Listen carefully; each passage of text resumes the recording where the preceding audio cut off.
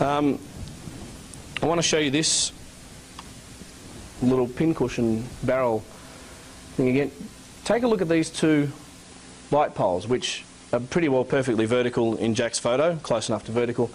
When you pincushion it, they should go out towards the corners, like everything else. It's like a big rubber sheet. You pull the corners out, and these... now let's go back. This should bend a little bit away from the... should go like that. Should bend like that, because it's like it's on a big rubber sheet with everything else that's real, and when you correct it, it should go back to being the real pole or the real sign. When you correct it, of course, you're bending it in the other way. So what was quickly turning into an impossible stem and sign, I chose two particularly clear frames. Excuse me. Originally I did this with a couple of frames, and I changed one of them and redid it to with an even clearer frame just a few months ago. These are the ones that I chose. Frame 193, which has, and I'm looking at this side of the sign. Okay, this pole. You notice how it's pretty rectangular, you've got to say. To me, it looks very rectangular, that sign. It's not sort of bent, it's not wobbly, it doesn't look like the Botham photograph where it's just about having trouble standing up. That's a very beautiful rounded sign. Of course, these panels down the side, we've never figured out what these panels are. Why there's a strip of light material there and a light material there when it's just a big piece of plyboard. And we'll come back to that in a moment. Here's frame 228, so he's panned now across, the limo's coming out, and we've got this piece of fiction evolving back here. And the sign is now just about into the sprocket hole region where you'd expect a fair amount of pincushion pulling it this way. And it's still pretty vertical. Of course, you've got to make sure you get the backgrounds right before you can say whether it's still vertical or not. But it still doesn't seem to be... it should be twisted out of shape. A right angle should be twisted. Okay, when you do a pincushion, if you look at the edge of the pincushion frame, it comes a little point. So a right-angled corner actually becomes an acute angle, a smaller than 90-degree angle, which you'd expect for the corner of the sign should be doing opposite things. And these two frames. So the first step, of course, for the two frames was to get rid of the pincushion. That's not the frame, that's just the little video clip from before. And then just to make sure, which is a step I didn't do originally, I corrected the perspective so that it acted as if the camera was pointing at the exact same position for both frames. Right? And this is just to remind you that we can do that. And this is to remind you we can do the pincushion distortion. And so what you should have are two frames in which the camera may as well have been glued to a tripod pointing in the same direction. Okay? The image should look the same. So people will move, and the limo will move, and the motorcycles will move, and people might even wave. Of course, none of them wave. But if they were waving, you would see them waving.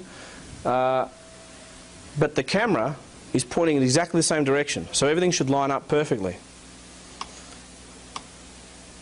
If it's real. Of course, once you do all that, you still have to worry about the camera could have been rotated, and of course you've got to make sure you overlay them at the same position.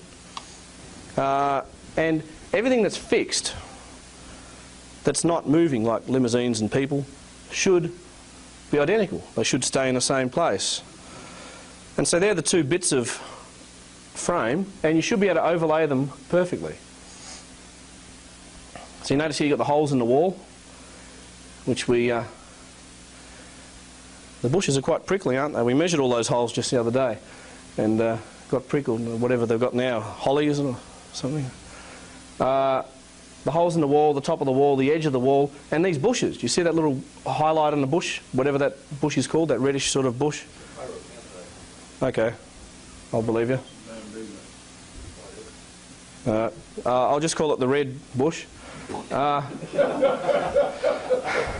not a botanist. And the bushes and so on. Now I'll show you a different version of this shortly, where you don't have to try and see if every single point lines up. You can just compare them. But everything should overlay, and as you see, everything comes into nice, beautiful alignment, as I'll show you in a moment. And the Stemmons freeway sign, if it's a real sign, should come into perfect alignment. And so when you bring the backgrounds into alignment, you say, what's going on here? And that's appropriate sort of expression. When this was discovered, I'm sure heads rolled when this was discovered, that there is something wrong with the Stebbins freeway sign. Let me show you, and I think it's the blunder of the century. If the film is the hoax of the century, don't worry about the shadow of the tree, because the tree sways in the breeze a little bit, and this is like a second later, 2 seconds later. But you can really pick any point that's fixed. Now you've got to worry there's some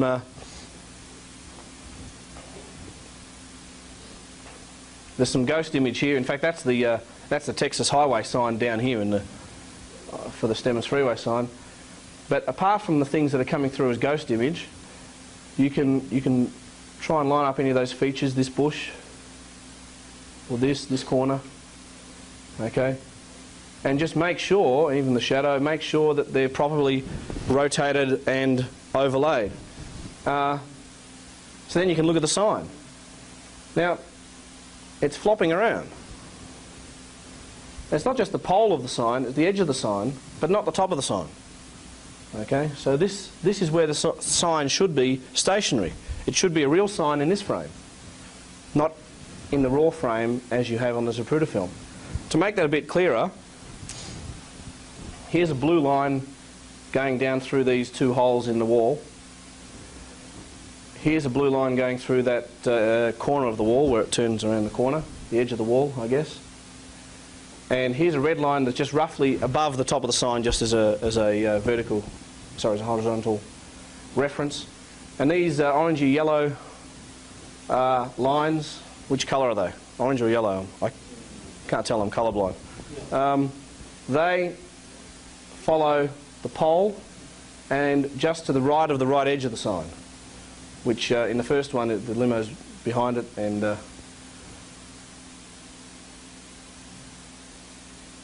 just trying to figure out where the umbrella is in the other one. It must be right down here. And umbrella comes up, I guess.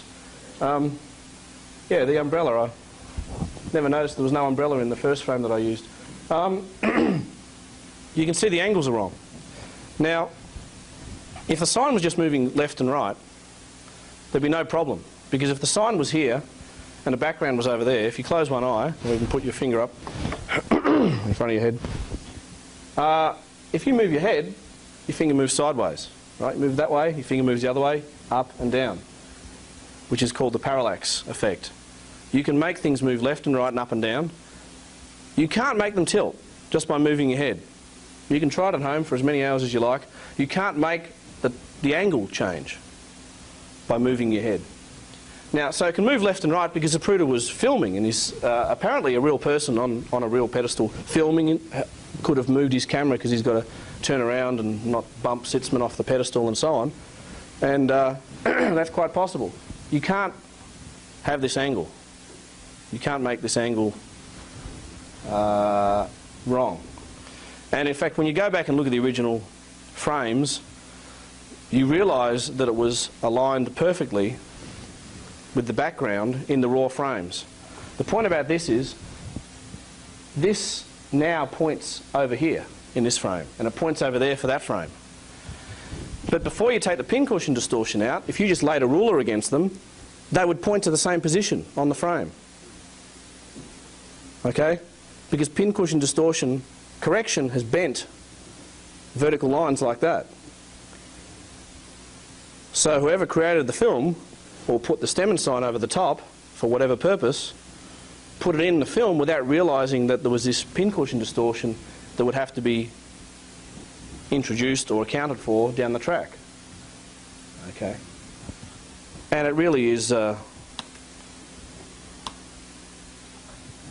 it really is, to my mind, the strongest evidence that the film was at least altered, that this sign was put over the top of whatever was there, presumably the sign as it originally was. And people have speculated about this for many years. Question is, why wasn't it fixed? And here's what I thought was fairly impressive. This issue, dated November 29, Josiah Thompson's clincher was that it was actually printed on Saturday night. The problem he had with it being printed on Saturday night is there's actually a photo in here of Ruby shooting Oswald, which would have been an amazing prediction if. But I'll admit that it was probably all printed by Sunday, because people were getting it by Tuesday morning and it was being distributed on Monday. So I'll accept that it was probably printed on the first weekend. And so if David excuses me for manhandling his copy here, these three apparently innocent frames here locked it in. There they are, scanned and reproduced over there. The mistake was it shows both sides of the sign. And in fact, there's two versions here of the left-hand side of the sign. It's basically locked in. The fact that the sign looked like this and it was so sort of square, and here again, already in those first couple of days, you have this weird panel, light panel on the side of the sign, which has no physical explanation. You can't, as Jack has pointed out many times, you can't splice together those pieces of plyboard without a metal bracket. In fact, the reason I was taking photographs of the sign that's there now down at Fort Worth Turnpike sign is because it has a lot of these metal brackets on the back that's splicing pieces of wood together when we noticed the little rain sensor up on the corner. So that's locked in. That's why it wasn't fixed. That's why it wasn't changed. Once you've locked something in, once you've distributed millions of copies of Life magazine, that's it. What appears in here is basically it. Anything in here can't be changed, so you better make sure what is in here is correct. And I hate to be the person that made that mistake. You can also compare it with that 1963 panorama. And here it is. This is the Zapruder panorama, a little bit bigger version of it. You can see I've now taken away the other one, which I'll show you in a moment. And you can see how all of these ghost images come together. There's a bit of grass, there's a bit of grass. There's a bit of that building up there. There's the top of that concrete thing. The windows. There's some more windows. So beautiful. Technically, it was all those ghost panels, after you take everything into account. Beautifully correct. Here's the sign. The first thing you notice about the sign is that my magical programs for giving you this seamless panorama failed for the sign simply because it was in two different places at two different times. In different frames, it's in different positions, and that's why this is the only place in the whole panorama that I fail. And here, and the edge. It's blurry because it doesn't match, even though it's got a program in there to try and smoothly blend. You can see it's tried its trickery here, and it's not convincing because the sign is not in the same place in two different frames. If you compare that to the 1963 panorama, without the Zapruder overlay, you can see here the top of the windows, the holes in the wall, these holes in the wall. In fact, the whole panorama matches up to this accuracy. These signs, this lamp pole, these signs, even the grass in the thing, and you can't see the curb, and this curb, and the tree, and the bushes, what you can see of them. Because it's only 5 days later, so they still look the same, basically. And there's one thing flashing out at you, which is this sign. In this one, it angles down slightly. Why is that? Because Zapruder's looking down on the sign, and the sign is facing the road. These signs, they're not exactly perpendicular to the road, they're angled to the road so drivers coming down the street can see the sign. That's usually the reason why you put a street sign next to the street. This sign looks like it's, here's the road, and the sign's sort of at a 45-degree angle. You'd almost have to get past the sign to see what's on it. It's also too wide. This sign, when you measure it, you can use photogrammetry, I guess you could call it. I'd never used that word until Jack told me the story. You can measure the sign, and it's 8 foot by 4 foot.